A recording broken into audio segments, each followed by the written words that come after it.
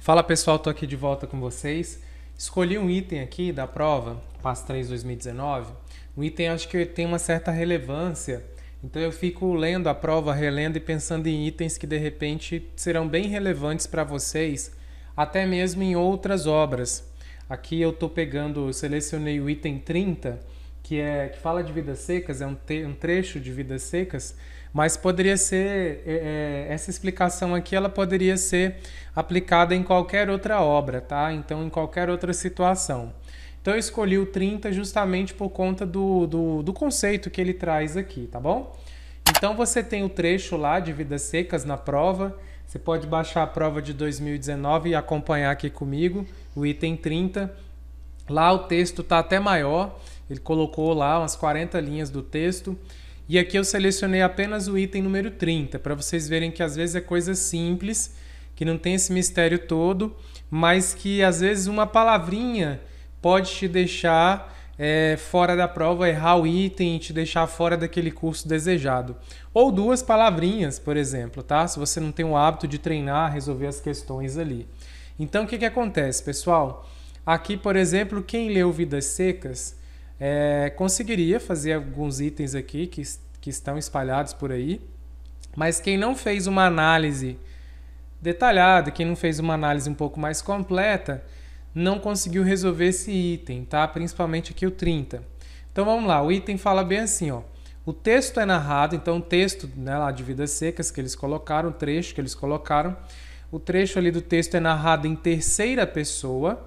Então aqui é a primeira situação que a gente deveria saber, ó. Primeiro detalhe que eu tinha que saber nesse item. O texto é narrado em terceira pessoa por um narrador onisciente. Então eu teria que lembrar desses dois conceitos, apesar que um acaba levando no outro.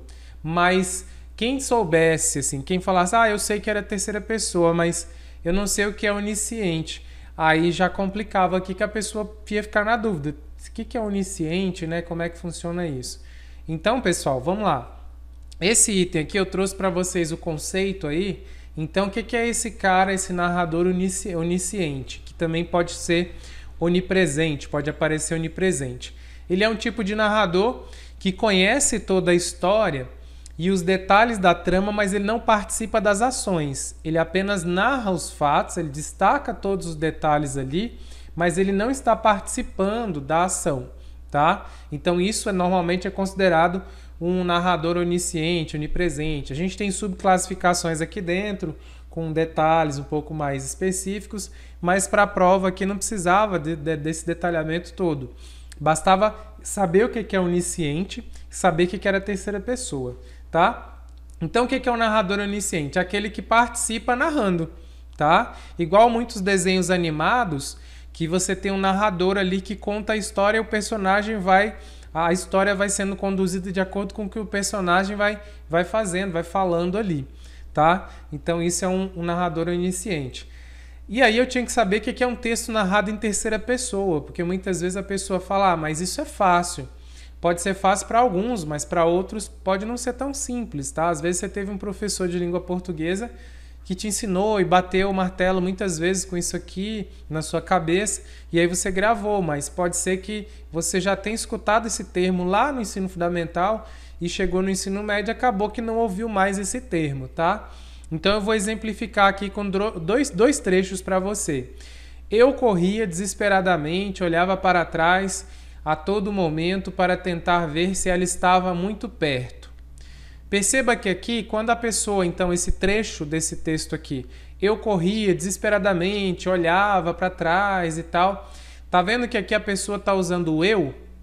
Então a pessoa está contando a própria história? Ela mesma está narrando a história dela? Então aqui é um texto em primeira pessoa, tá? Então esse é um exemplo de primeira pessoa. Aqui normalmente ele vai dar ênfase aos sentimentos do personagem, porque ele é quem conta os fatos, então ele vai detalhar, ele mesmo mostra os sentimentos ali e tal. Então esse é um texto narrado em primeira pessoa.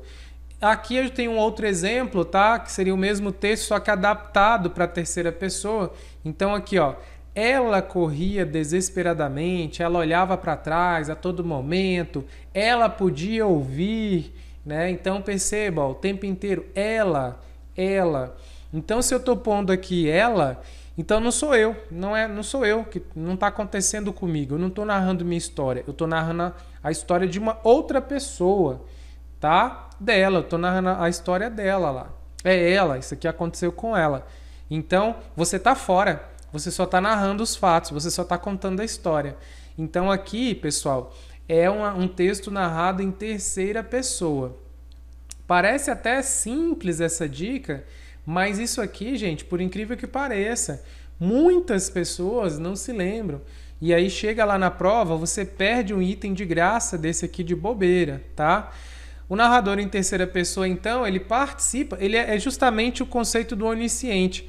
Normalmente, quando o texto é em terceira pessoa, o narrador normalmente será onisciente, tá? Não é a regra, né? Não é 100% sempre assim, mas normalmente é assim mesmo, tá? Então o narrador ele não participa da história, ele vê, ele sabe de tudo, ele conta todos os detalhes de todo mundo, que aconteceu com todo mundo, ele tem uma visão ampla dos fatos, tá? Isso não acontece na narração em primeira pessoa. Então, na terceira pessoa, quando ele põe ela, fulano, não é ele que tá, não aconteceu com ele está contando a história de outra pessoa, então é narrado em terceira pessoa. Agora, se a gente voltar aqui para o texto de Vidas Secas, eu preciso conferir então se é narrado em terceira pessoa ou em primeira pessoa com o narrador onisciente. Se a gente for olhar aqui, ó, Fabiano sentou-se desanimado na ribanceira, papapá, recendeu, tá. Então, aí Fabiano encaiporado, ele veio aqui, esforçava-se para esquecer. Tá vendo que alguém que está narrando não é o Fabiano, é alguém que está falando do Fabiano, tá? Então, se é alguém que está falando, né, contando a história do Fabiano, descrevendo lá o que aconteceu com o Fabiano, não é, a ação não está acontecendo com ele, tá? Então, é um texto narrado, sim, em terceira pessoa, com narrador onisciente. Então, com isso, o item aqui fica correto, tá? O item 30, item correto para você, tá? Então eu acho que essa dica é bacana. Muita gente aí, eu percebi que muita gente errou esse item o ano passado por desconhecer esses dois conceitos, tá? E são conceitos às vezes básicos da interpretação de texto ali, mas que é importante a gente relembrar. Se você não sabia, é importante então que você está aprendendo aqui comigo agora. E se você já sabia, é bom que você revisa aqui comigo. E se essa dica foi útil para você, comenta, deixa o like aí pra gente, para que a gente possa continuar resolvendo questões para vocês. Beleza, pessoal? Um abração, até mais!